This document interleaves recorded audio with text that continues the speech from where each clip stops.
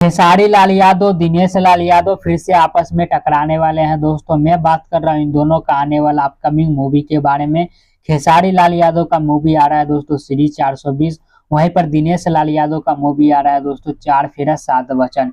इन दोनों मूवी के release date में दोस्तों सिर्फ एक दिन का आगे पीछे रिलीज डेट रखा गया दोस्तों। तो आज की इस वीडियो के अंदर में हम समझेंगे कि इन दोनों मूवी का एक साथ रिलीज होने पर इन दोनों मूवी पर क्या असर हो सकता है दोस्तों। दोनों का कमाई जो है डाउन हो सकता है या किस मूवी का दोस्तों कमाई जो डाउन हो सकता है। तो पूरी डिटेल के साथ में मैं आप सभी को इस वीडियो के अंदर बताने वाला हूँ, समझाने वाला हूँ। तो बस शुरू से लास्ट तक आप लोग हमारे इस वीडियो के अंदर बने रहिएगा। और जो लोग हमारे चैनल पर पहली बार आए हैं तो चैनल को सब्सक्राइब करके बेल आइकन जरूर दबा दें, ऑल पे प्रेस कर ले। चलिए दोस्तों कंटिन्यू करते हैं इस वीडियो को। दिनेश लाल यादव का जो मूवी है चार फेरा सात वचन, इस मूवी का दोस्तों सिर्फ टीजर को डाला गया है, ट्रेलर अब तक इस मूवी का नहीं आया है। इस वजह से दोस्तों हम सबको नहीं पता है कि इस मूवी के अंदर में किस प्रकार से कहानी होने वाला, स्टोरी होने वाला, इस मूवी का एक्चुअल में प्लॉट क्या है। वहीं पर दोस्तों श्री 420 मूवी का ट्रेलर आ चुका है, टीजर आ चुका है दोस्तों। इस मूवी का एक दो गाना भी रिलीज हो चुका है, इस मूवी का रिलीज डेट भी आ चुका है। और आप सभी को पता ही है दोस्तों कि इस मूवी के अंदर में किस प्रकार से आप सभी को कहानी और स्टोरी देखने को मिलने वाला है। खेसारी लाल यादव इस मूवी के अंदर में क्या रोल निभा रहे हैं दोस्तों, क्या कैरेक्टर है खेसारी लाल यादव का, आप सभी को पता ही है। 99% ये मूवी दोस्तों फनी टाइप का बनाया गया। इस मूवी के अंदर में आप सभी को कॉमेडी देखने को मिलने वाला और खेसारी लाल यादव जो आतंक मचाते हैं उस मूवी के अंदर में ये चीज आप सभी को देखने को मिलने वाला है। चलिए दोस्तों आप बात कर लेते हैं कि इन दोनों मूवी पर क्या असर होने वाला है एक साथ रिलीज होने पर।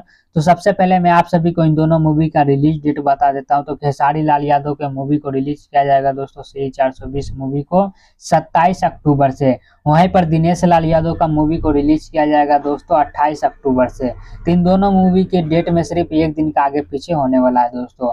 हालांकि इन दोनों मूवी का सिनेमा लिस्ट को जारी नहीं किया गया कि इन दोनों मूवी को कितना सिनेमा हॉल मिला है। सिनेमा हॉल के हिसाब से भी देखा जाएगा दोस्तों कि इन दोनों मूवी का कितना कमाई होने वाला है।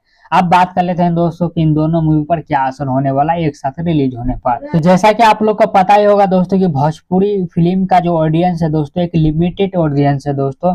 हालांकि है तो ज्यादा लेकिन दोस्तों लिमिटेड ऑडियंस बन चुका है भोजपुरी इंडस्ट्री का इस समय दोस्तों। क्योंकि भोजपुरी मूवी जितना भी आता है दोस्तों कब रिलीज होता है, कितना सिनेमा हॉल के अंदर में रिलीज होता है, कितना कमाई क्या है, ये कोई भी नहीं जान पाता है दोस्तों किसी मूवी के बारे में। तो भोजपुरी फिल्म का एक तो सिनेमा हॉल कम है दोस्तों, सिनेमा हॉल एकदम बहुत ही कम है भोजपुरी फिल्म में। 30 या 35 सिनेमा हॉल मिलता है दोस्तों, चाहे कितना भी बड़ा बजट का मूवी हो या फिर किसी भी स्टार का मूवी क्यों ना हो। 30 से 35 सिनेमा घर मिलता है, उससे ज्यादा मिल ही नहीं पाता है। तो आप लोग खुद सोच सकते हैं दोस्तों कि इन दोनों मूवी का क्या हाल होने वाला है एक साथ रिलीज होने पर। दोस्तों जब इन दोनों मूवी का सिनेमा लिस्ट को जारी कर दिया जाएगा उसके बाद बात करेंगे दोस्तों कि इन दोनों मूवी का कितना कमाई होने वाला है। क्योंकि दोस्तों इन दोनों मूवी को सिनेमा हॉल मिलना ही बड़ा मुश्किल है। देखते हैं कि इस मूवी को कितना सिनेमा हॉल मिलता है दोस्तों।